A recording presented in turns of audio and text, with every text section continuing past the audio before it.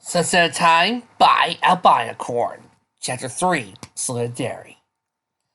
The wood creaked underneath their hooves as Twilight led Sunset up to the guest bedroom in the library. Spike had already gone to sleep, so the two mayors stepped quietly as possible as to not wake him. They reached the end of the crime under the creaking steps. Twilight pushed open the door at the top. The room beyond was not very furnished, but it had a bed. That was all Sunset's exhausted body needed. Sunset stepped to the circular room. Twilight asked in a soft undertone, "Do you need anything?" Sunset looked languidly at the bed. "No, I'm fine." "All right, you get some sleep. Tomorrow I'll take you where the Alicorn amulet is." Sunset turned her head to look at the Alicorn. "Thank you, Princess. Thanks for believing in me." Twilight beamed at her future pupil. "Of course, and please, just call me Twilight." "Good night, Sunset." "Good night, Twilight." Sunset heard the door close behind her. She made her way to the inviting bed. The only source of light now came from the crescent moon floating outside her window. It passed a silver light illuminated the floor, allowing Sunset to navigate her way to Haven. She collapsed onto the bed with a loud sigh, before scrambling around until she was tucked underneath the blanket. She yawned and snuggled against her pillow. Broken and unfinished thoughts floating through her head. Her mind couldn't bother finishing any of them as she drifted off to sleep. Twilight stepped into her room as quietly as she could, closing the door behind her. Spike was curled up in his basket, snoring peacefully, his spines giving an occasional twitch. Twilight leaned her back against the door, suddenly feeling a mixture of exhaustion and panic welling up inside her. She inhaled as she brought her hoof to her chest, and then exhaled as she brought it away, practicing the meditation technique he had shown her. It wasn't working. She did it again, hoping to calm her nerves before she did something drastic. No matter how many times she breathed, all she was still feeling a rising wave of hysteria coming on. Apparently, eternal composure didn't automatically come with being named Princess. Twilight rushed over to Spike's storage chest and rummaged around until she found one of his spare paper bags. He had the keys of his own panic emergencies. Put her mouth to the bag's opening and began taking deep, heavy breaths, expanding and contracting the bag as he breathed. "Time travel. He just did it. End of the world," she thought with each puff. Part of her was surprised he had been able to keep her cool for as long as she did. She breathed into the bag again, a little too hard this time as the bag expanded before bursting and resulting in a loud pop. Spike raised his head and slurred, "What's happened?" He looked at Twilight and rubbed some of the crust from his eyes. "Twilight, what's wrong?" She gave him an apologetic look. "Nothing, Spike. It's fine. Just go back to sleep." "You sure? Because your main's starting to look fragile, and that usually means something's up." Twilight cringed at the dragon's observation. Although part of her was flattered he knew her so well. "I'll tell you in the morning, Spike. Please, go back to sleep." Spike shrugged and laid his head down again. Twilight knew he had instantly nodded off from the sound of his snoring. Sighing softly, Twilight discarded a useless paper bag and jumped down onto her bed. "Okay, Twilight, calm down," she whispered. "It's not like you haven't dealt with time travel before. Saw a pony claiming to be your future spirit goes for the end of ponykind. It's not like you experienced the worst, right?" Part of Twilight had desperately not wanted to believe Sunset.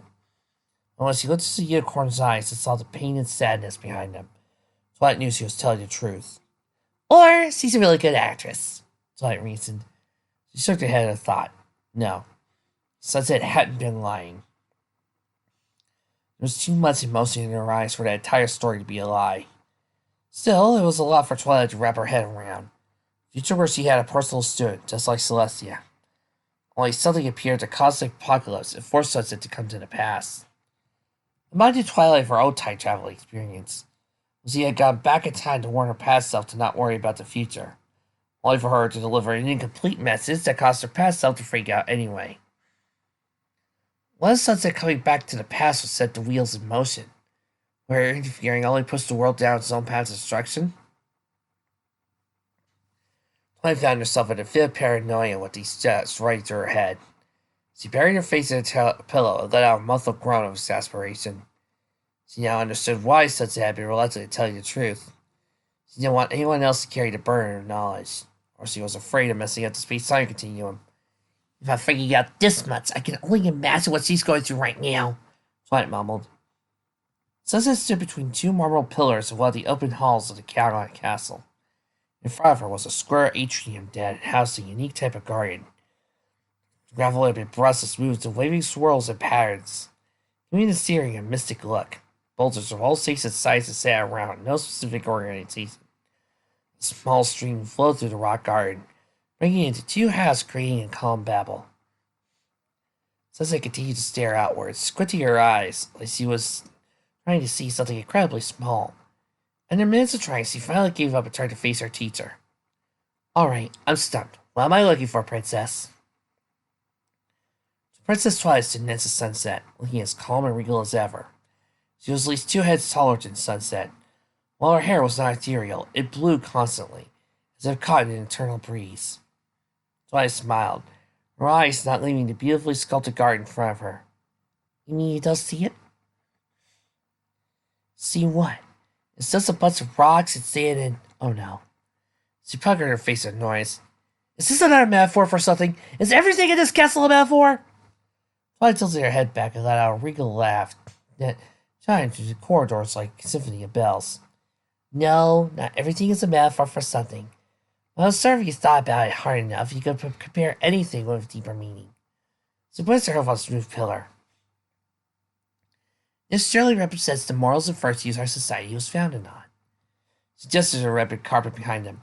Relic represents the roads of life that we walk daily. Both Twilight and Sir burst into fits of giggles, sounding like school feelings on passing and guards. Twilight ended her bout of laughter and gestured to the garden once more. Come down, Sunset.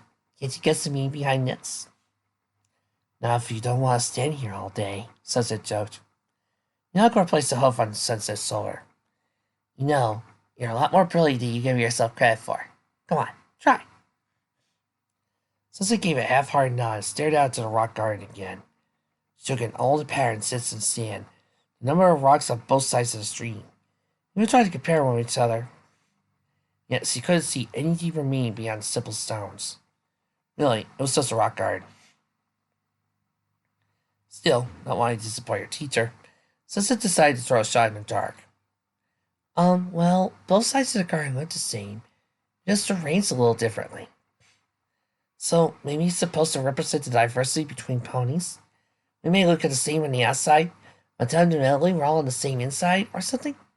Twilight pondered. Very interesting. Did I get it right? Sunset asked, surprised and hopeful in her voice. Not quite, but... So yeah, Sunset's face fell. It's a very interesting perspective. I never thought about it like that. No, what the garden represents is the stability and beauty of friendship. One stone alone can be something to be looked upon and admired. When several rocks come together, you have a truly masterpiece of art. Something so simple can truly make wonderful things, just like friends. Sunset sighed. See, it's a good thing you told me now, because I never would have guessed that. She took another look at the rocks. Though in retrospect, it's kind of obvious. Twilight laughed again. Don't worry, my faithful student. Your answer was so insightful. And remember, just because one pony sees something one way, doesn't mean it's the only way to see things. Your interpretation behind the garden could have easily been its interpretation. Using one of her large, feathery wings, Twilight led Sunset away from the atrium down the hallway. Her hostess muffled by the rug. Since we're on the topic of friendship, Twilight continued, I believe Ruby Dazzle was looking for you earlier. Sunset's ears perked up at the mention of her best friend. Almost forgotten about their afternoon plans for today. Does this mean we're done for today? Sunset asked expectantly. Twilight nodded. Yes, be free. She gave a dramatic wave of her hoof, smiling as her students scurried down the corridor. Bye, Princess! Sunset called back as he rounded the corner, and now Twilight sighed. Unicorn made her trek through the sprawling maze that was Carolina Castle, before she finally arrived at the main doors. She threw them wide open and took in the afternoon sunlight that warmed her face. She continued on through to the courtyard, where a ruby-red unicorn was waiting outside the gates. Sunset never reached her friend. As he drew near to Ruby Dazzle, the ground began to finally shake, causing the pavement to split and open a wide chasm between the two friends. Ruby yelled something to Sunset, but that was drowned by a roar of wind. Storm clouds quickly drew across the sky, began to rain down fireballs and incinerate everything in their path. The ground continued to shake, causing everything to crumble and fall apart. The marble beneath Sunset's hoofs began to give way, quickly jumped back, propelled towards the castle. Ruby, however, wasn't so lucky. The ground beneath her simply vanished in thin air, went tumbling to the dark abyss. Sunset screamed, calling her name like it would miraculously bring her back to life. Sunset would have collapsed right then and there, mourning the loss of her friend, and were not for the ongoing firestorm. Tears still falling from her eyes, she ran back towards the ruins of the castle. She made it inside, only to find everything up in flames. Fire circled her, taking on predatory shapes and faces. Sunset trembled as they drew closer, heat slowly cooking her alive. She began to hyperventilate, as beasts all took a crouching position, preparing to attack. Sunset closed for her eyes as she pounced, waiting for her fiery end. It never came. Sunset opened her eyes to find all the flaming monsters had vanished. Instead, she was standing on a large mountain of rubble, surrounded by infinite sheets of darkness, like the mountain was floating in space. Closing her body, Sunset was startled to find Twilight lying next to her, looking on the verge of death. "Princess! Twilight!" Sunset cried. "Are you all right? Say something!" Twilight started to open a watery eye. "Sunset, I'm sorry. I'm so sorry." Sunset shook her head. "Don't apologize, Princess. It's not your fault." But Twilight continued on, and she couldn't hear the distraught mare. Her eyes took on a figure expressive as she continued to mutter an apology. Sunset shook her name and tried to call her name, but Twilight was lost in her own world. A story of laughter exploded above two ponies, as an orb of darkness appeared above their heads, and a blazing red center that gave the appearance of a fiery eye. The black whip shot forth and impaled Twilight through the chest, before dragging her up into its embrace. Twilight let a horrified scream as the darkness engulfed her, drowning out Sunset's own yell of horror. The mad cackle continued as a new ring of fire shot up around the dirt pile Sunset was standing on. She retreated to the ceremonial spot, while seeing the walls of flame swirl and dance about, drawing closer and closer. The heat escalated dramatically until Sunset could not even produce tears. She dropped to her knees, crying weakly, "Someone help me, please! I don't want to die!" The fire ward closer, eating up her emaciated island little by little. The flames towered over her, reaching all the way into the malevolent eye that continued to laugh. A face appeared in the inferno. Sunset squinted her eyes, unable to look at it directly. It opened its mouth and reared back like a snake ready to strike. Sunset threw her hose over her head.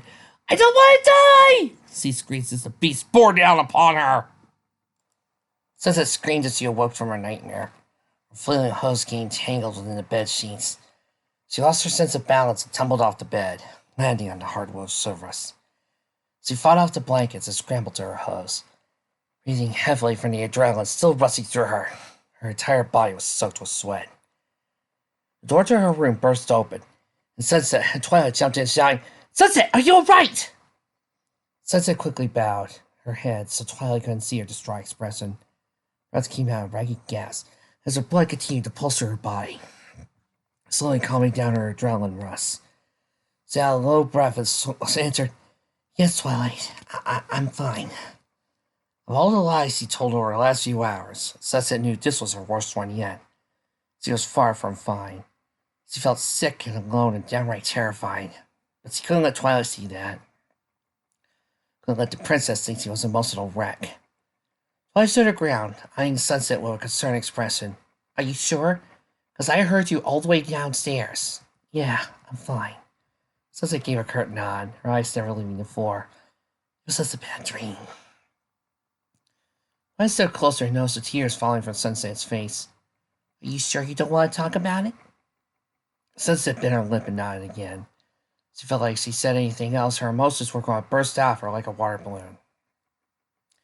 She wanted Twilight to leave so she can cry in peace, so she can mourn. "Sunset, you're clearly bothered by something." "Please, Twilight," she croaked. "Please, I just want to be alone right now." Twilight faltered, not wanting to leave Sunset by herself, but knowing she had to respect her new friend's wish for privacy. Twilight sighed in defeat as she backed out of the door, shutting it behind her. Sunset collapsed and burst into tears the instant the door had closed. She held her head in her hose and sobbed, thinking of the horrible deaths she had managed to escape from, and everyone else who hadn't. Every pony she knew was dead, Harvard knew at this point in time that they hadn't died yet. Many of them weren't even born yet, but the idea still held fast in her, cutting through her heart like a jagged knife. Images of all her friends and family flashed through her head as she dwelled on the thought. She missed all of them. Her parents, Twilight and Spike, all of her friends. She even missed the spoiled brat that was Blue Blood the Third. Thinking about them made Sunset's throat tighten, constricting her breathing. What if I never see them again? What if I never get home? What if I fail and can't save any pony? Despair took its hold over Sunset, adding a sea of emotions rolling through her. I can't do this. I can't do this. I wasn't meant to be Twilight Stewart. I wasn't meant for any of this. Her heart ached with a crushing sadness that flooded her. She felt alone, the only survivor of a dead future, stuck in the past with the expertise to miraculously fix everything. The weight of the world crashed back down onto her shoulders. She reached up a hoof and snatched the pillow off the bed and buried her face in it. Letting out a muffled scream that quickly dissolved into pained sobs. She wanted to go home, back to before everything had been burned away. Caroline here might have looked like Caroline, but it wasn't her Caroline. Twilight Sparkle wasn't her teacher yet. She might be someday, but for now she was just... Sunset felt something warm wrap around her, making her jump, startled by the sudden contact. She opened her eyes to see a wall of purple fur in front of her, pulling her into a warm embrace. Twilight, she choked. I thought... Twilight gently husked her. I know you wanted privacy, but I heard you crying and I couldn't leave you here. She hugged Sunset a little tighter. I can't say I know what you're going through, Sunset, but I want to help you any way I can. Sunset paused, unable to think of anything to say. Instead, she pressed her face into Twilight's shoulder, feeling thankful she was wrong. Twilight was her teacher, her princess, her friend, past or future. Future. Hearing that word in her head brought a fresh wave of tears which Sunset spilled into Twilight's coat as she wept openly. Crying was the only thing she could do to get all her emotions out. Sunset hadn't realized how tightly she had them locked up until the nightmare occurred. She cringed as the wall of fire appeared in her mind, coupled with maniacal laughter that drilled itself into her psyche, as if to ensure Sunset would never forget it, no matter how hard she tried. Yet despite the fear of the fire and crackles trying to bring her, sitting in Twilight's embrace gave her a sense of protection and comfort. Soon her tears had stopped falling, her breathing returned to normal, save for the occasional hiccup. Sunset finally pulled away from Twilight, rubbing her eyes and nose with her hoof. She sniffled. I'm sorry you had to see that, Twilight. I guess with everything that had happened, I never really got a chance to vent. Twilight shook her purple mane. Don't apologize. You've been through a lot. I'm just glad you're feeling better. It's not healthy to keep things bottled up. Sunset finished wiping her eyes, now red and puffy, smiled at the princess. Thank you, Twilight. The princess returned to the expressive, before standing up and motioning for Sunset to follow her. Come on. I have a shower you can use a few doors down. No offense, but you kinda... She trailed her eyes as she scanned over Sunset. She examined herself and blushed. A shower sounds really good right about now, she thought. Sunset sighed in relief as she stepped out of the shower and into the fuzzy bedroom mat. She had never felt so clean in her entire life. Taking the towel that Twilight had provided off the rack, she rubbed herself down, holding a hearty tune as she did. The simple act of being able to properly bathe herself had left Sunset in high spirits. A complete reversal of what she had been feeling half an hour ago. She wiped a wide circle through the mist that cut through the bedroom mirror, smiled at her reflection. Squeaky clean orange unicorn grinned back at her. Her mane fell in wet strands along the side of her face. She gave it a quick rub down with a towel before sighing she would just let it dry naturally. Part of this says it was due to the growling in her stomach. She hung the towel up and she left the humid bathroom, feeling the cooler air of the library brush across her fur. The morning sun broke through the windows and gave the inside of the tree a great warm and tranquil feel. Following delightful cells, Sunset hurried down to the first floor where she heard two voices conversing in the kitchen. Seriously, who takes a shower for almost 2 hours? 7-hour bubble bath, she heard Twilight counter. Wait, take it, Spike said in a disgruntled tone. Giggling, Sunset pushed the door open and gave a bright good morning to its two occupants. Spike waved, a forkful of freshly made pancakes in his mouth, while Twilight properly addressed her. Good morning, she said warmly. You're looking much better. I feel a lot better. That shower was really wonderful, she said. Spike swallowed the last of his breakfast and gave Sunset a serious expression. You didn't use up all the hot water, did you? No. Good! He nodded and hopped down to seat at the table, taking his place with him. He tossed it in his sink and grinned at Sunset. Help yourself to breakfast, he said as he exited the kitchen. Sunset didn't need to be told twice, as he sat herself down and took a stack of pancakes from the pile. She looked at the syrup bowl, prepared to drown her pancakes in maple goodness, when she got Twilight to bemused expression. Did you use up all the hot water? Twilight asked. I mean, you were in there for a while. Sunset shrugged. I don't know. Hopefully not. She finished pouring the syrup over her pancakes and proceeded to stuff a few large chunks in her mouth, until she remembered who she was sitting across from. She swallowed her mouthful and tried to take in an air of grace and decorum by cutting her pancakes into smaller pieces and slowly chewing them one by one. Twilight noticed the scenes of Sunset's becoming her phone. Please, Sunset. Just because I'm a princess doesn't mean you need to try and act prim and proper around me. Just be yourself. Oh, thank goodness, she said before ravaging her pancakes again. The last thing she had eaten was the lettuce wrap, which she had almost thrown that up on the way over Ponyville. Sunset finished her meal and washed her face off as Twilight washed the dishes in the sink. Instead of what to do with herself, Sunset twiddled her hose and glanced around the kitchen. It was a modest room with cabinets that lined the wall and a large icebox in the back of the corner. There was a sink, a stove, even an oven on the side of the room. Sunset assumed that the tree's interior was fireproof for Twilight to be able to use an oven without fear of burning the library down. Sunset tapped her hoof against the tabletop, generating a small thumping noise. After minutes, he cleared the throat and asked, So, you didn't tell Spike about me? Twilight finished drying out the place before addressing Sunset. No, I didn't. I just told him you'd be staying here for a little while. Sunset was about to breathe easy when Twilight held up a hoof. However, I have to tell you that, I respect you wanting to keep your mission a secret. I personally can't condone lying. I will help you however I can, but I won't inadvertently lie to my friends. Sunset nodded, feeling a little guilty. I understand, Princess. I don't think you could do that anyway. That said, Twilight continued, I really think you should reconsider keeping your purpose here a secret. I understand you don't want to mess up the space-time continuum or anything, but I think anything is better than the end of the world at this point. Sunset rubbed her hose together as she reflected at Twilight's words. She told herself the same thing all yesterday, but opted to lie to both Twilight and Celestia instead. She blamed the overwhelming sense of panic that had been coursing through her. Now that she was calm and refreshed, she could think about ways to clear her head. In the long run, Uncle telling a few ponies that she was from the future and sent back in time to stop the apocalypse from happening make anything worse. Yeah, that still sounds crazy even in my head, she mused. Regardless, telling Twilight had been an immense weight off her shoulders. On the other hand, Sunset still preferred to have as few ponies involved as possible. Who knew how dangerous her journey could become? She weighed the options before coming to a satisfying conclusion. All right, Princess. I'll only tell when it's necessary. Don't want to drag anyone into this who doesn't have to be. Twilight mulled this over for a bit. By the inside of her cheeks, she thought, well, I guess that's fair. I still think it would be a good idea to tell my friends. And maybe Princess Celestia. Sunset involuntarily flinched at the mention of the Sun Princess. I'll think about it, she answered. Twilight gave a satisfied nod and headed towards the kitchen door. Well then, we should get going. My friend Sakura has the unicorn amulet in her hut in the Everfree Forest. Sunset left the table and followed Twilight through the library, out the front door. Both of them, Spike shouted something about cold water.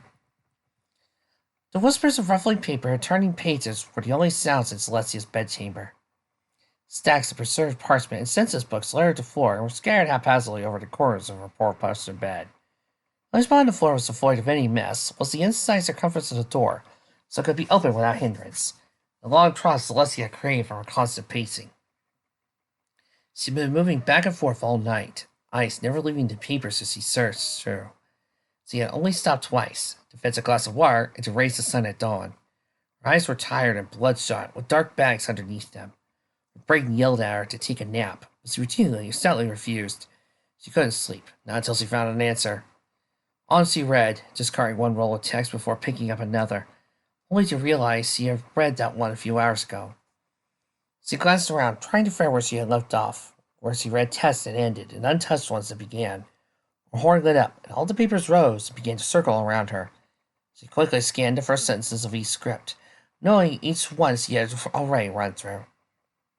Carefully, she organized all the documents into orderly stacks around her bed, so it would not become lost a second time.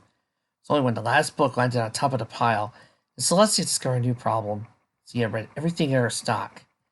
She sank down on the soft rug beneath her hooves, opening her eyes in frustration. I don't understand, Celestia murmured.